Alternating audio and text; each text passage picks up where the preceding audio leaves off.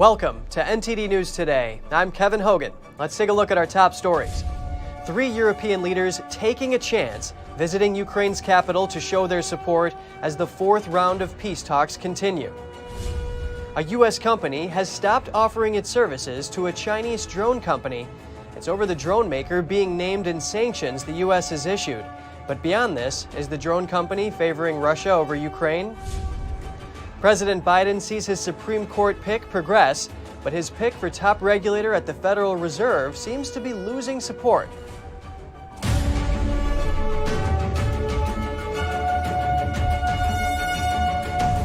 The European Union has approved a 3rd round of sanctions against Russia. This time, the targeted areas will be energy, steel, and defense sectors. The European Commission said in a statement that the sanctions include a far-reaching ban on new investments across the Russian energy sector. There's also a ban on Russian steel imports, which will likely affect more than $3 billion worth of products. And EU companies won't be able to export to Russia any luxury goods worth more than $330 or cars worth more than $55,000. There will also be a total ban on transactions with companies linked to the Kremlin's military-industrial complex. The new sanctions also bar EU credit rating agencies from rating Russian companies. On top of these, the new rule will freeze the assets of more business leaders who support Russia. The bloc has also agreed to strip Russia of its most favored nation status. This would also open the door to punitive tariffs or an outright ban on imports of Russian goods. A lot going on in Ukraine today. 3 European leaders are visiting the capital despite stepped-up attacks from Russia. And peace talks continue for a second day. NTD's Jessica Beatty has the details.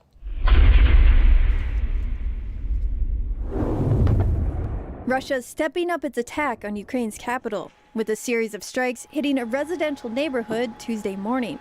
Despite that, 3 European Union leaders are planning to visit. The leaders of Poland, the Czech Republic, and Slovenia boarded a train for Kyiv Tuesday on an EU mission to show support for Ukraine. They're the first foreign leaders to visit since Russia invaded. With the stepped-up attacks, Kyiv's going under a 35-hour curfew starting Tuesday night. It'll last until Thursday morning. Meanwhile, Russia and Ukraine are continuing negotiations Tuesday. Ukrainian President Volodymyr Zelensky said he also spoke with Israel's prime minister as part of the effort to end the war with, quote, a fair peace. Our delegation also worked on this in negotiations with the Russian party. Pretty good, as I was told, but let's see. Moscow said it's too early to make predictions about the outcome. Kremlin spokesman Dmitry Peskov said, quote, the work is difficult, and in the current situation, the very fact that they're continuing is probably positive. Ukraine's president predicted Monday that Ukraine would ultimately win. He had this message for Russian soldiers.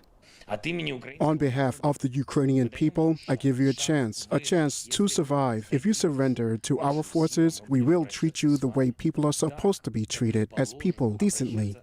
Meanwhile, Russia says it's taken full control of all territory in Ukraine's Kherson region. NTD couldn't independently verify if that's true. And Russia accused Ukraine of a missile strike on the city of Donetsk Monday. Russia said 20 people were killed. Ukraine denied launching such an attack. NTD couldn't independently verify either side. Ukraine's denied suggestions it would try to recapture the eastern cities of Donetsk and Luhansk under the control of Russian-backed forces since 2014. Jessica Beatty, NTD News. The West has attempted to isolate Moscow through sanctions, but now India says it may agree to buy Russian oil at a discount. I wanted to learn more about how this will impact Americans, so I spoke with oil and gas expert Joel Burkhat. He says this will indirectly cause higher gas prices in the U.S. He says that's because there will be less Russian oil for Europe, which is buying more oil from the U.S. And when there's less supply, prices typically go up. Here Burkhat explains how else the war in Ukraine will affect the U.S. economy. Certainly, the effect of the war in Ukraine is devastating on a number of different things. It is having an impact on the economy of the United States, and it's having an impact because it's driving up energy prices. So as just the other day, or maybe it was yesterday, I saw that a gas pipeline in Ukraine had been impacted by shelling of the Russians. And every time we see less gas or oil flowing to Europe, that has an impact on energy prices in the United States. Well, speaking of energy prices, oil prices have dropped as the market volatility has eased up a bit. Do you think this is a result of hope that the Ukraine conflict could come to an end based on the fourth round of peace talks? Well, it may be that. It's also a matter of just the market itself. So there's the possibility that the people who trade in oil and gas are sensing that perhaps the war will be coming to a conclusion sooner. It could also have something to do with less demand in the United States, so that as we get into the summer months, as we get away from the colder months, we see less of a reliance on natural gas anyway, perhaps more of a reliance on oil and gasoline as we move forward, but it certainly could have an effect on that. I wouldn't look at any daily price changes as meaning much of anything, because I think the market is going to fluctuate considerably over the coming days and weeks. Europe has said it will end its reliance on Russian oil and gas by 2027. The war in Ukraine is affecting relations between a U.S. software company and a Chinese drone maker. Figma is a fast-growing U.S.-based company that provides vector graphics editing software. The company recently closed off access to its services for the world's #1 drone maker.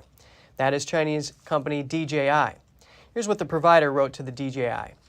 We have learned that DJI is named in U.S. sanctions. As a result, and in compliance with U.S. laws, Figma can no longer provide you with access to our software. That's according to China Fund, a Chinese state-run media company. The move comes as DJI drones are being used in the Russia-Ukraine war. Those details come from the co-founder of connectivity company Blink IoT Platform. The Chinese company is said to have given Russian invaders the advantage. Here's why. The drone company offers the capability to track the location of other drones and the people who operate them. It's called the aeroscope function. But the Chinese company apparently turned that function off for Ukrainians, but left it on for Russians. Again, this is all according to Blink's co-founder. He says the Russians were able to kill Ukrainian drone operators, but Ukrainians couldn't track their Russian counterparts. But are these claims true? DJI's U.S. communication director offered an explanation for the loss of the aeroscope function. They said the malfunction may be connected to prolonged loss of power or internet. But there's more. On Sunday, reports started surfacing about Russia asking the Chinese regime for military aid, and that includes drones. So it's made the situation more sensitive, but Beijing has denied the allegations. Additionally, there are reports that suggest anti-American or non-state actors have used the Chinese drone company services. Those include ISIS and even a ploy to kill Venezuela's president. Neither Figma nor DJI could be reached for comment. At an auto mechanics workshop in Kyiv, Ukraine has shifted from car repairs and maintenance to adapting captured Russian weapons and handing them over to Ukrainian troops defending Kyiv. The efforts come as the Russian assault on the capital continues. NTD's Andrew Thomas reports.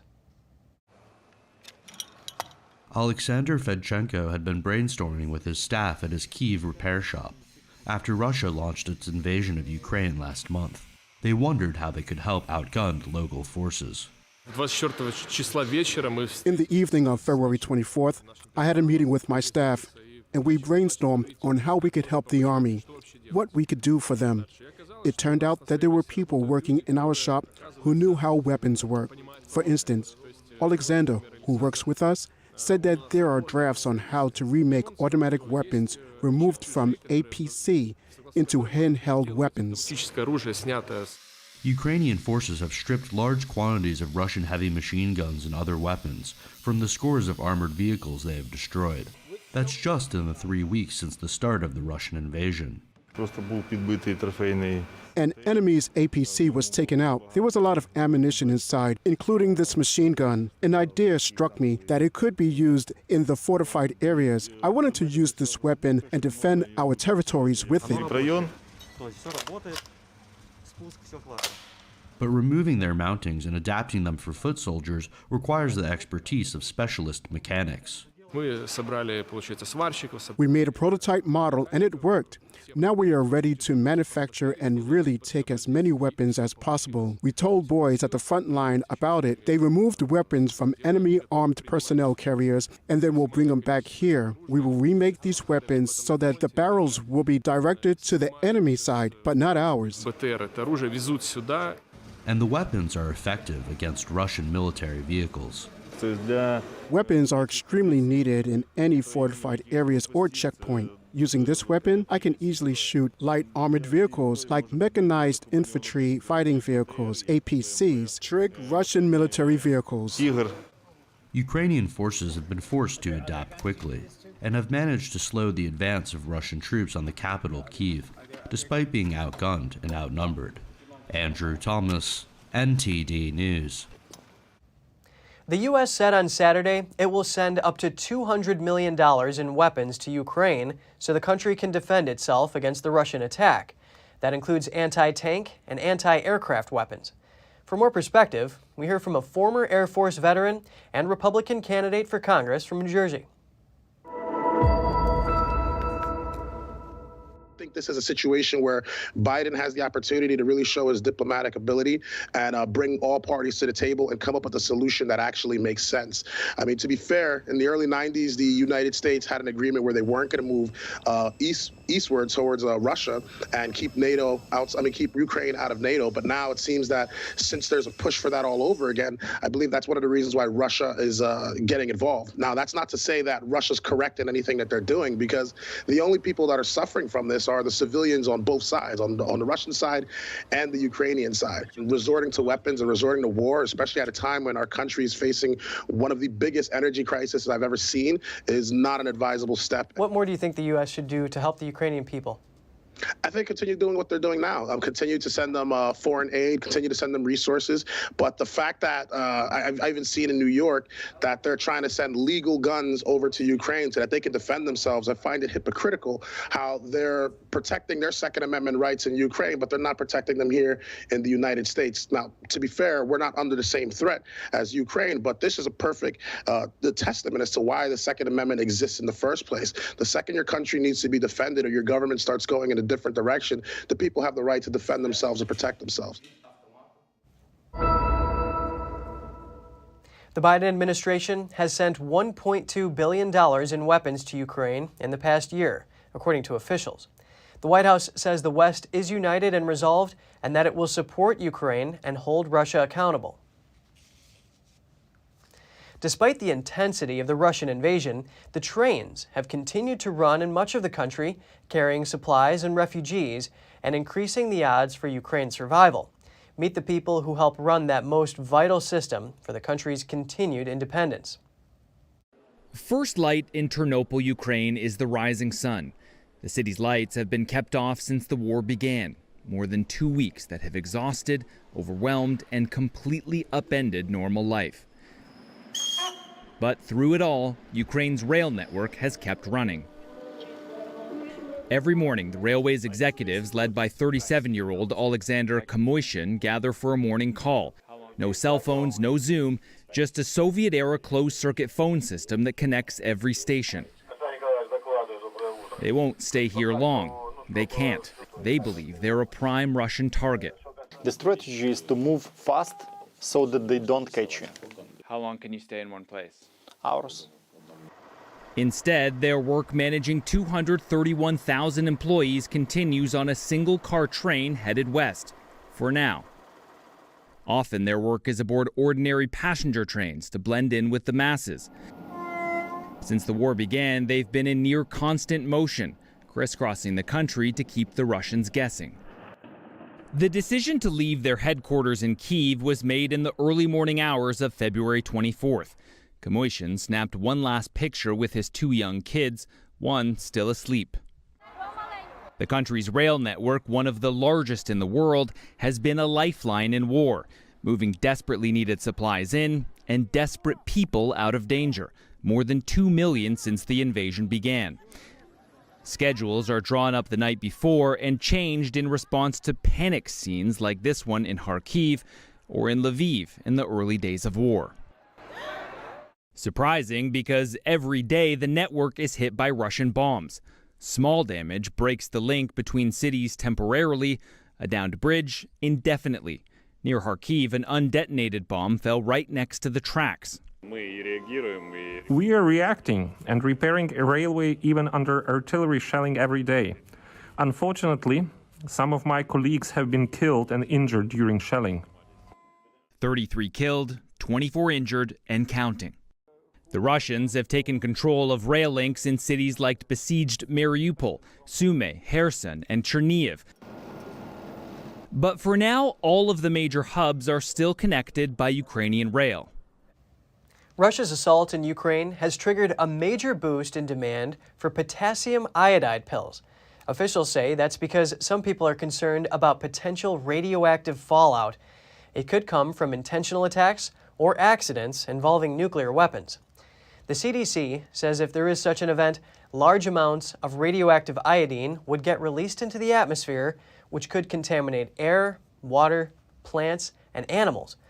Although the agency says potassium iodide poses no health risk by itself, radioactive iodide can cause problems for the thyroid, which produces hormones that help regulate the body. Potassium iodine medications can help shield the thyroid gland, preventing it from absorbing dangerous radioactive iodine. One of President Joe Biden's high-profile nominees appears to be gaining support, while a second one flounders.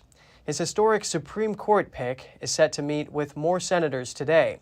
Her confirmation hearings will take place next week, but it looks like a nominee for the Federal Reserve won't make it that far. Here's a look at what's happening with both women. President Joe Biden is having a mixed week when it comes to his nominees. Judge Ketanji Brown Jackson continues to meet with senators from both parties. A simple majority in their chamber would make her the first black woman on the U.S. Supreme Court. I think one of the most impressive candidates I've ever interviewed and talked to that's going to be hopefully moving on to the Supreme Court here soon. While Jackson appears to be gaining ground, Sarah Bloom Raskin appears to be losing it. Biden wants her to be the Federal Reserve's top banking regulator. But she previously called for the Fed to crack down on bank lending to fossil fuel companies. She's backtracked since then, but some Republicans are concerned. She has spent 2 years campaigning for the idea that the Fed should be in the business of allocating capital away from carbon-intensive sources of energy. We see what's happening to our own gas prices. Can you imagine having someone at the Fed who thinks we have to make this much worse? Now, Democratic Senator Joe Manchin says he opposes Raskin's nomination. He has financial ties to the coal industry and says he's also worried about her energy ideas. The Biden administration says it's not giving up yet. So where we are now is our focus is on continuing to work with Chairman Brown to garner bipartisan support. The White House probably won't get those bipartisan votes, since 2 moderate Republican senators say they also oppose Raskin. Wisconsin Republicans are asking the U.S. Supreme Court to reject an electoral map drawn by the state's Democratic governor. They say his map is racially skewed and favor one drafted by Republican lawmakers. Earlier this month, the Supreme Court of Wisconsin voted to adopt congressional and legislative districts drawn by Governor Tony Evers over those proposed by the legislature. The maps adopted still reportedly favor Republicans, but by smaller margins than the Republican-drafted maps. According to an analysis by the Milwaukee Journal-Sentinel, 6 state assembly districts currently have a black majority, but the maps provided by the governor would raise that to 7. Republicans stated in the emergency application filed with the U.S. Supreme Court that Evers' maps make Wisconsin home to the 21st century racial gerrymander. In his reply to the application, Evers said the electoral maps he helped create should be left alone. The Supreme Court could act on the application at any time. A man believed to be responsible for numerous shootings in Washington, D.C. and New York City is now in custody. According to a tweet from D.C. police, the suspect was arrested Tuesday morning in the nation's capital. The suspect has been linked to at least 5 shootings against homeless people. At least one of the victims died. The FBI is involved in the investigation. So far, there's no word about a possible motive. Police in the New York suburb of Yonkers said they had arrested and charged a man for assaulting a 67-year-old Asian woman in an attack captured on surveillance video. Warning, this video contains material that some viewers may find disturbing due to the graphic nature. Video provided by the Yonkers Police Department shows the suspect, 42-year-old Tamil Esco. He's seen punching the elderly woman before hitting her repeatedly as she lay on the floor. Authorities say Esco allegedly referred to her using a racial slur before punching her more than 125 times. He is charged with 1 count of attempted murder as a hate crime and 1 count of assault as a hate crime. The woman suffered multiple contusions, bleeding on the brain, and facial bone fractures. Police say she is listed as stable and recovering in a hospital. Officials in San Diego released body cam footage of an officer-involved shooting from earlier this month. A woman was killed after charging at officers with a knife. Viewer discretion is advised for the following graphic footage.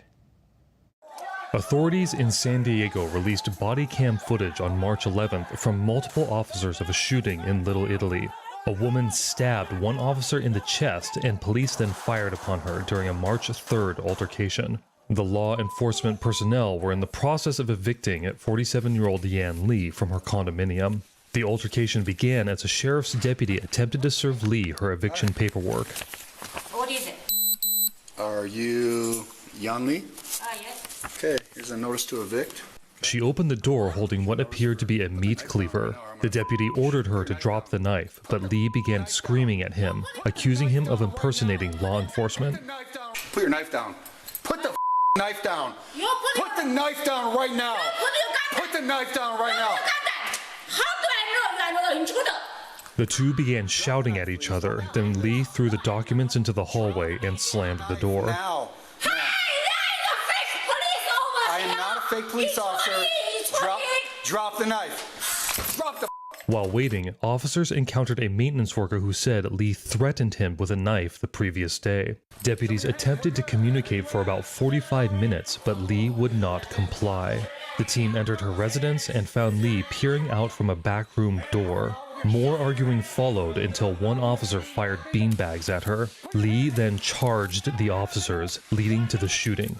She died on scene after being struck with gunfire. 3 San Diego County Sheriff's deputies and 1 San Diego police officer fired on her. The SDPD K-9 unit officer who was stabbed was released later that day from the hospital. He was not identified. SDPD Homicide are investigating the events surrounding Lee's death. The 4 officers involved in the shooting have all been temporarily placed on desk duty. The governor of Ohio signed a constitutional carry bill into law. Anyone 21 and older who can legally own a weapon can now carry a concealed gun without a permit or training. State law previously required 8 hours of training, background checks, and applications through the local sheriff to obtain a permit. Gun control and law enforcement groups opposed the bill, as did law enforcement groups concerned about the bill's lack of required training. The Ohio Democratic Party accused the governor of caving to special interest groups and extremists. 21 other states also allow people to carry a concealed weapon without a license. A bill in Idaho banning abortion after about 6 weeks is headed to the governor's desk.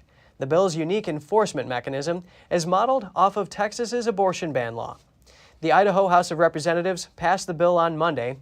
All 12 state House Democrats voted against the measure. The bill updates Ohio's current abortion ban. The latest one bans abortions after a fetal heartbeat is detected. But the bill won't go into effect until a federal appeals court upholds another heartbeat law.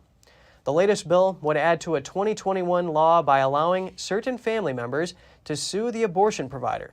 It's modeled after the Texas Heartbeat Act. The president and CEO of the Planned Parenthood Action Fund said in a statement, "If this ban goes into effect, it will harm pregnant people and disproportionately impact already marginalized communities." If you want to visit the U.S. Capitol building, you may be able to again soon. After being closed to the public for more than 2 years, a plan to reopen is under review. Monday, staff from a variety of sectors, including the Capitol Police, discussed a drafted proposal. It would have the Capitol reopening in phases starting March 28th. The limit for business visitors would jump from 9 to 15 people, and from 10 a.m. to 2 p.m. on weekdays. 2 tours per hour could be given to students with a cap at 50. In Phase 2, there would be a limited reopening of the Capitol Visitor Center effective May 30th. Phase 3 would be a full reopening. The highly tentative date for this last phase would be Labor Day. The U.S. Centers for Disease Control and Prevention added just one new destination to its highest risk category for travel on Monday. That's the Indian Ocean island nation of Mauritius. The weekly travel risk level update brought good news for islands in and around the Caribbean Sea. There are 9 destinations, including the Bahamas, Jamaica, and the Dominican Republic, that dropped down 1 rung from level 4.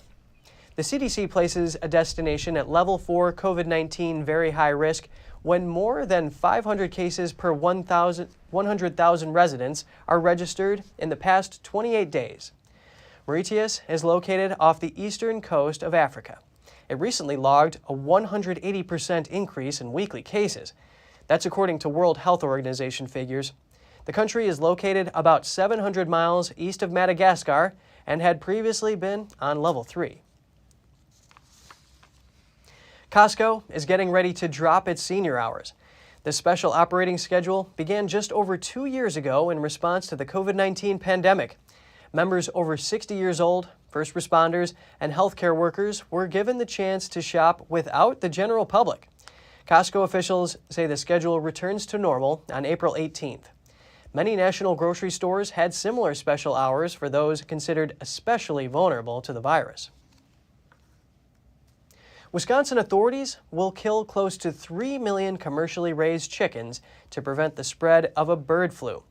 The highly lethal avian disease was first detected in U.S. poultry in February.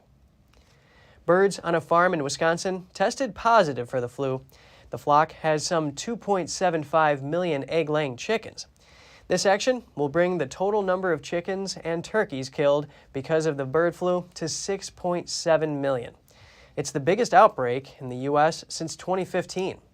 The CDC has said that no human cases have been detected and that the bird flu is not an immediate public health concern. Efforts were underway Monday to refloat a container vessel that ran aground in the Maryland portion of the Chesapeake Bay. That's according to the U.S. Coast Guard. It's near the city of Pasadena, Maryland, about 17 miles south of Baltimore and 38 miles northeast of Washington, D.C.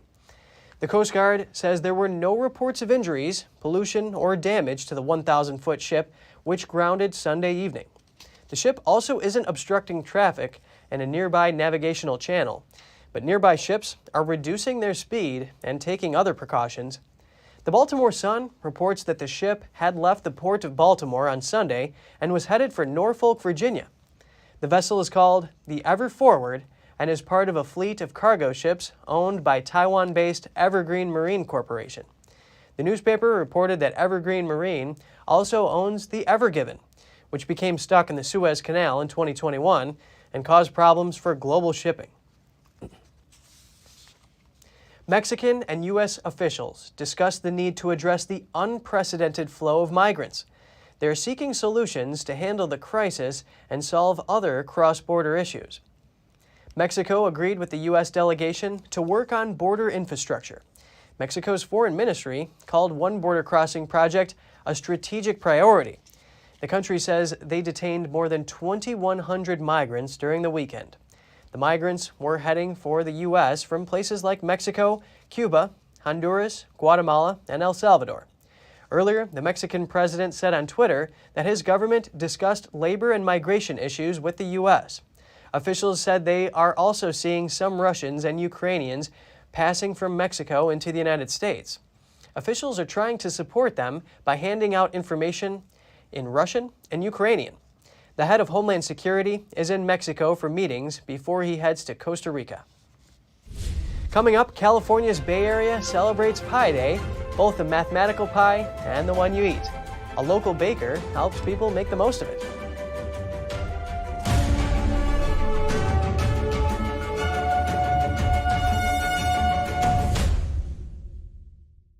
You worked hard for your money.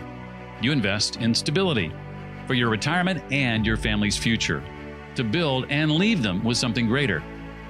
The next unprecedented financial crisis, political misstep, or unstable government can depreciate it all away. It was called the gold standard for a reason, the financial preservation of tomorrow. Diversify your assets against inflation, market volatility, and the unknown with real money. Hedge your wealth with the purest form of money, physical gold and silver. Because any currency printed on paper can be manipulated. What's backing up your IRA? Do what you need to do right now to be prepared with the Reagan Gold Group. Visit now, rggusakit.com, or call us at 866-912-1384. Receive up to $2,500 in free silver coins and a free safe with your new precious metals IRA. Call now. Secure, the true solution for your digital privacy and security. Secure is a private and secure messaging and email solution hosted in Switzerland, using military-grade encryption and Swiss privacy laws, giving you true privacy. Secure is 100% private and does not collect or sell any of your personal data. Secure's Helix technology connects you securely to our Swiss servers without the need of a VPN, guaranteeing privacy and security for all your communications. Secure Messenger doesn't require your phone number or any personal data that hackers target. Chat by Invites allows you to chat privately and securely with anyone outside of your secure network without the need for others to download Secure. Secure Send offers you a private and secure way to email anyone outside of Secure. You won't find this level of privacy or security on any other email or instant messaging application. Visit secure.com. Regain and protect your privacy today.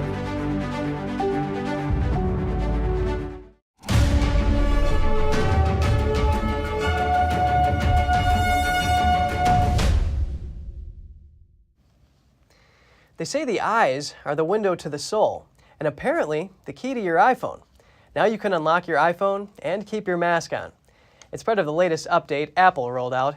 After the update, you'll just have to go through the process of scanning your face with your mask on. The update also features new emojis and an additional voice option for Siri. March 14th is Pi Day. For math lovers, it's a chance to celebrate pi, the circular number that goes on forever. And for everyone else, it's an annual excuse to eat pies guilt-free. NTD's Adelina Asaltane reports. Today is Albert Einstein's 143rd birthday. But it's not about Albert, it's about pies, all kinds of pies. Let's see some favorites for today. For most people, if they hear that pi is transcendental, they probably won't think of numerical characteristics, but flavor instead. One Bay Area baker knows about both of those qualities. Today it's Pi Day. Pi Day is 3.14. It doesn't take a mathematical equation to deduce what flavor of pie one likes best. What you like. Do you like sweet or savory? Do you like tart or not tart? Sue said she uses organic flour and local in-season fruit for their pies. But if you like something more tart, then try the triple berry or brown sugar pineapple, which is surprisingly good. Sue moved to California after having a successful pie business in New York City. She is the supplier for many bakeries, including a local hotspot, Chromatic Cafe, that just got a new flavor. The new flavor is coffee cheesecake. We've mixed cold brew syrup into the cheesecake, and then we've sandwiched that cheesecake between 2 layers of espresso powder. Yeah, I have mandarin marzipan, I have pineapple, triple berry, apple, and I think I have chocolate pecan too, actually. I have a chocolate cheesecake with espresso, actually. I like pie. Apple pie is the best one for me, and blueberry pie. What day is today? Pi Day, but I didn't know that. And, yeah. No, not at all. My favorite pie, I think, is apple pie. Happy Pie Day! It's good, right? Even if it's a Monday, everyone is coming out to get a piece of pie. Adelina Soltane, NTD News, California.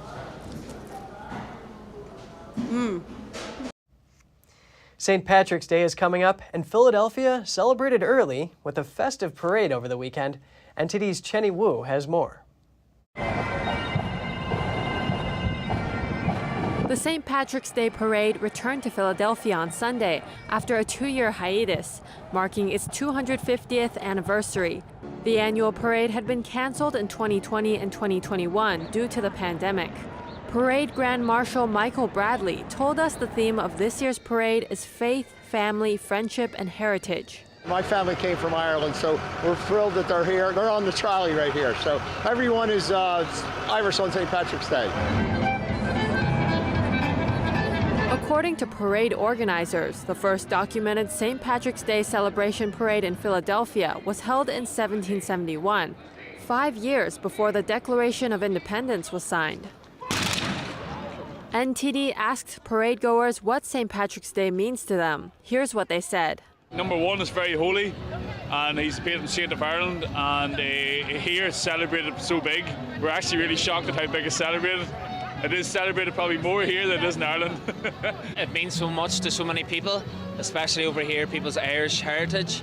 You can see in America what it means to people to be Irish, and it's great. It's great to be here. We love the Irish people. We've been to Ireland a few times and we love it, and my wife is half Irish, so we come to celebrate.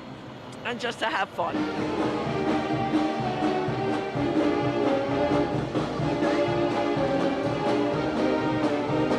St. Patrick's Day commemorates the death date of St. Patrick, patron saint of Ireland and one of Christianity's most widely known figures. It's celebrated on March 17th in Ireland and by the Irish diaspora worldwide. Chenny Wu, NTD News. Amphibious Japanese troops and U.S. Marines today practiced airborne landing assaults together for the first time. This is in a sign of deepening military cooperation between Japan and the United States. The drills in the foothills of Mount Fuji involved 400 troops from Japan's Amphibious Rapid Deployment Brigade and 600 U.S. Marines. It is part of a 3-week exercise meant to hone joint maneuvers between the U.S. and Japan. Japan is revising a decade-old national security strategy as it feels more threatened by China's growing military assertiveness. That upgrade to defense policy guidelines is expected to call for the country to take a more active role alongside Washington in regional security. The joint drills also come as Russia's invasion of Ukraine brings fresh security concerns in East Asia, where China is putting pressure on Taiwan following its crackdown on Hong Kong. In Shanghai, healthy people have been put under quarantine together with confirmed cases, and a nightmare for about 50,000 people at an expo in China's Guangzhou over just a single positive test. Here's NTD's Tiffany Meyer with China in Focus with more of the details. Shanghai has been partially shut down since Saturday due to the worsening situation of the pandemic.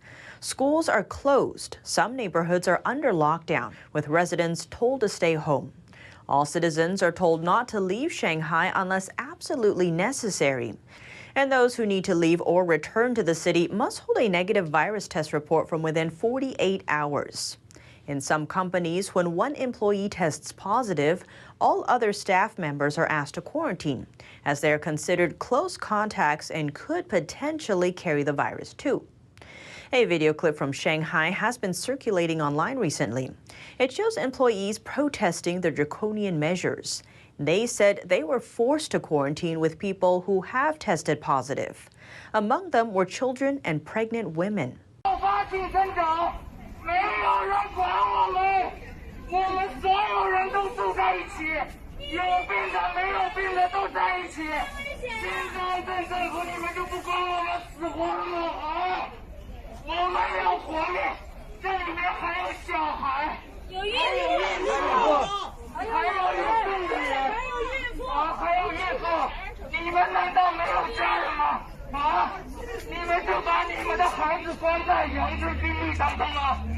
The man questioned so-called precision prevention measures touted by the government.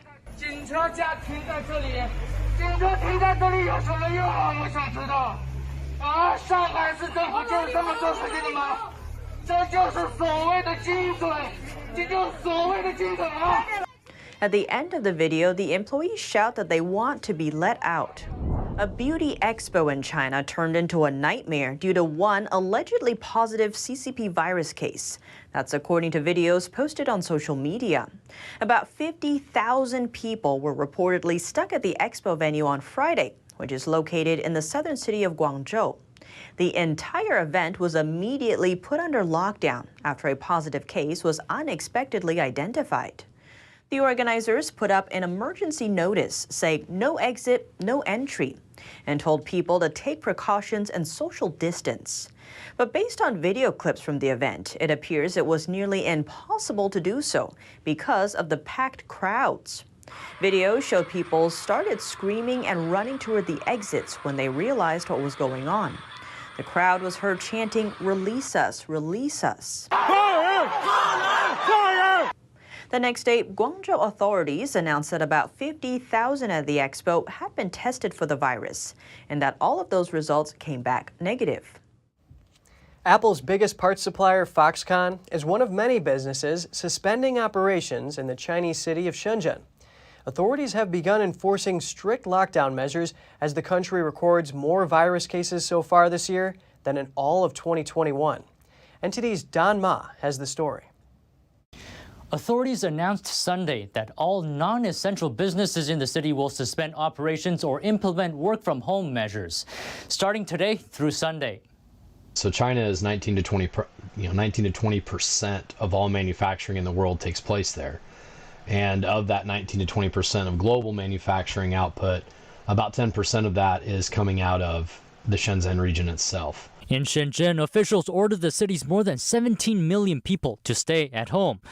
The city is a major electronics manufacturing hub. Ross Kennedy, founder of a strategic supply chain analysis firm, says if the lockdown continues, it could affect the global supply chain. Automakers Toyota and Volkswagen are also suspending some operations. Supply chains aren't a light switch, right? You can shut them off very easily. You can stop sending people to the factories. You can idle production lines, but what you can't do is turn it back on like a light switch, right? So it's very... He says the longer people are barred from going to work, the harder it will be for businesses to resume normal operations. The delay or the inability of people to get to work or to function is not just a, for every 1 day delay, there's a day to catch back up. You're talking about, for every 1 day delay, you're talking about 2, 3, 4, 5 days of extra work to catch up. So it's an exponential thing. Kennedy says that if the lockdowns continue for multiple weeks, consumers could feel impacts from the resulting supply chain disruptions. A significant amount of consumer electronic goods sold by Best Buy, Walmart, Target, and Amazon come from China. Don Ma, NTD News. A recent report says counterfeit and copyright-infringed goods smuggled into the European Union came primarily from China and Hong Kong. The report says fake goods are an ongoing threat to consumer health and safety.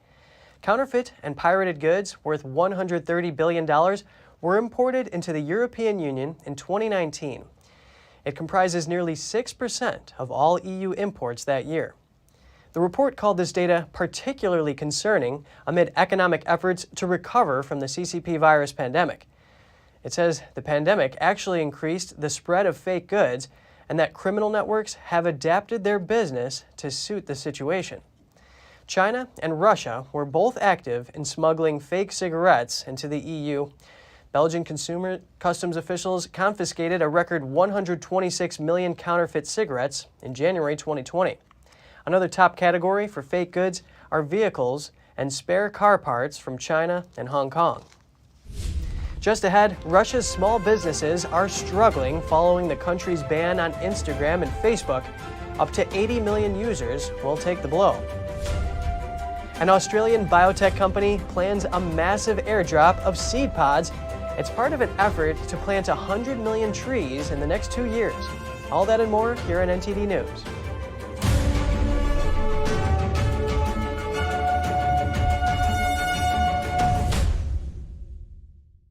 An unthinkable genocide took the lives of 6 million Jews, and thousands of Jewish survivors are still suffering in poverty today.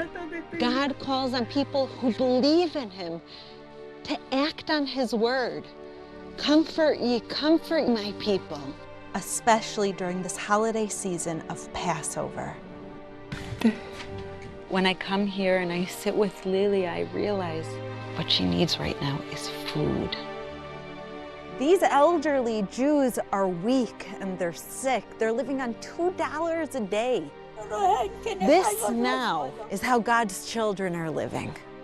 Take this time to send a survival food box to these forgotten Jews. The International Fellowship of Christians and Jews urgently need your gift of $25 now to help provide one survival food box with all of the essentials they critically need for their diet for 1 month. Your special holiday gift will provide everything they need to celebrate the holy season of Passover. Do you remember matzah? This is the first time in over 70 years that she has anything to do with faith. She hasn't seen unleavened bread since before the Holocaust. And now we're coming to her and we're saying, it's okay to have faith. For just $25, you can help supply the essential foods they desperately need for 1 month. For over 35 years, this trusted ministry has given Christians like me a way to tangibly bless Jewish people who are in need throughout the world. God tells us to take care of them, to feed the hungry. And I pray Holocaust survivors will be given the basic needs that they so desperately pray for to survive.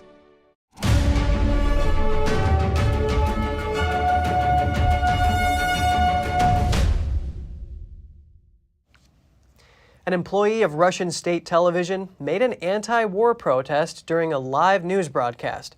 In a separate video, she apologized for working at the channel. Behind the studio host, the protester held up the sign that read in English and Russian, "There is no war. Stop the war. And don't believe the propaganda. They're lying to you here." During the broadcast, she can be heard chanting, "Stop the war." Seconds later, the scene switches and she is removed from the screen. In a pre-recorded video posted online, the woman said she was ashamed of spreading Kremlin propaganda for years. She said her father is Ukrainian and her mother is Russian. Russian state television is the main source of news for millions of Russians.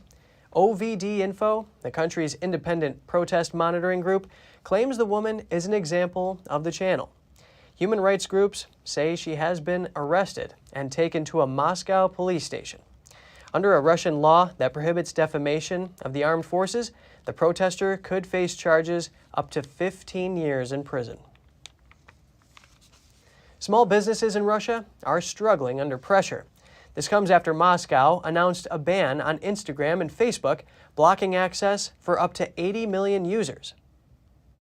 Russia has blocked Meta Platform's flagship social media networks, including Instagram and Facebook.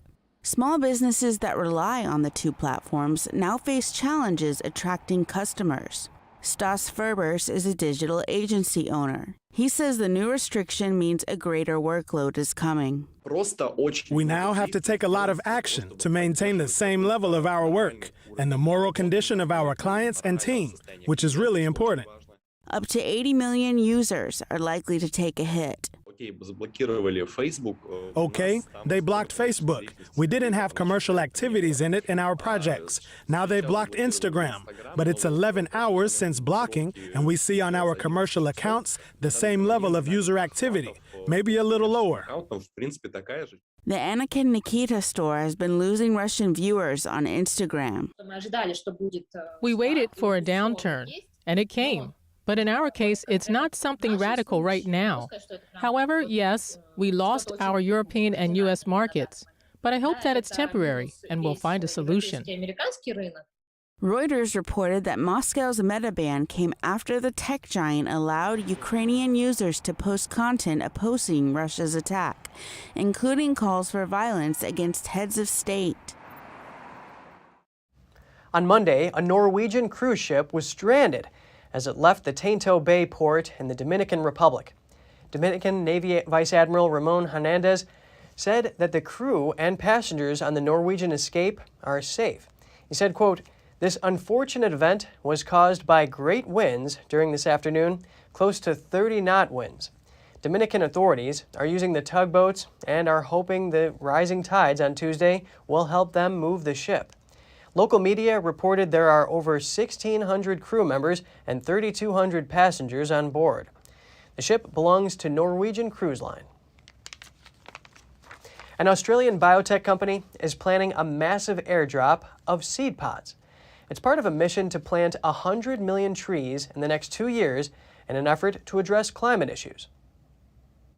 Through photosynthesis, trees are a natural way of storing carbon. But to cut emissions, the main obstacle is how to plant enough of them. So the scale of the problem that confronts us now is really pretty dramatic, pretty impressive, and it's going to take all the ingenuity of our species to deal with this problem. And the scale of the problem is simply getting worse because we're not deeply cutting emissions. Greenhouse gases like carbon dioxide trap heat in Earth's atmosphere, increasing the planet's temperature. Carbon dioxide is one of the main greenhouse gases responsible for growing climate issues. So step one in solving the problem is really simple. You've got to deeply cut emissions really quickly, and the reason it's got to be done quickly is because we haven't done it over the last 30 years.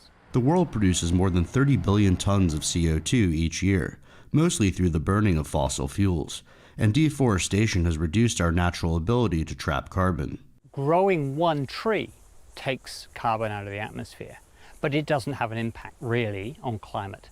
The fundamental problem of reforestation as a solution to CO2 in the current environment is you've got to grow immense areas of forest every year indefinitely. Biotech company Airseed is already experimenting with ways to hasten the process of tree planting. That includes new drones and a new type of organic pod, which will allow the company to plant trees more quickly. The advantage of using drones is we're able to, one, give us the scale of planting, so create a hyper-productive planting solution, comparable of a single person planting 800 trees per day compared to a drone planting 40,000 seed pods per day. There's a big scale of difference there. But secondly, drones can access locations that people can't. Airseed has already been active in Australia's New South Wales, Victoria, and Queensland, plus South Africa. Next year, its goal is to expand operations in Southeast Asia, North America, Africa, and Europe. Andrew Thomas, NTD News. It's been nearly 140 years since work began on Sagrada Familia in Barcelona, but plans to finish the UNESCO World Heritage Site by 2026 have proved controversial. Part of the construction may involve evicting up to 15,000 residents who live in the area. NTD's Andrew Thomas has more. At 564 feet tall, Sagrada Familia will become the world's tallest church, but the structure now faces what could be its last and biggest conflict. It will be good both for the Sagrada Familia and for the city to finish the temple, but it doesn't depend just on us. It also depends on the town hall, so we can have the proper permit to keep building, so we can have dignified main access. The glory facade and planned staircase would serve as the main entrance to the building, but building them could mean demolishing several buildings nearby and could see thousands evicted and forced to move out. So our work first is to explain the project and also to be at the disposal of the local council and the neighbors to find a solution through dialogue, so we can find a solution that will allow us to finish Gaudi's project following his ideas. Salvador Barroso is the president of the local group People Affected by the Construction of the Sagrada Familia. He says 2 entire blocks, housing over 3,000 homes, could be torn down, and between 10,000 and 15,000 people risk eviction. Our proposal both for the City Hall and the Board of Construction is that we are very comfortable in our homes, which we have paid for and are totally legal. And also, the local council can't act as mediator. They are the authority, they must decide. They have the power. The power isn't in the hands of us, the neighbors, or the Board of Construction. We are both private parties involved. Barroso and his associates complain that the latest additions to the basilica are interpretations, rather than architect Antoni Gaudi's original ideas. But Chief Architect Fowley says construction work is based on the architect's plaster models, photos, and publications of his original drawings. Andrew Thomas, NTD News. Thank you for joining us. Until next time, Kevin Hogan, NTD News, New York City.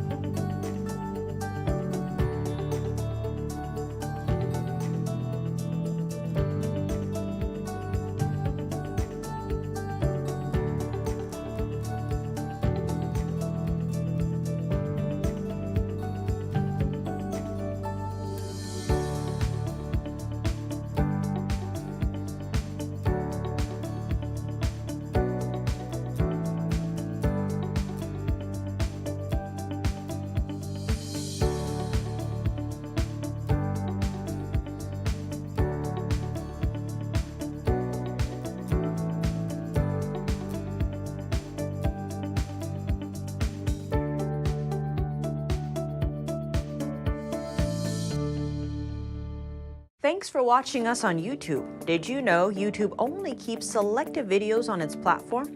So if you want to make sure you get the full picture, just subscribe to our newsletter. Go to newsletter.ntd.com and sign up. It's free.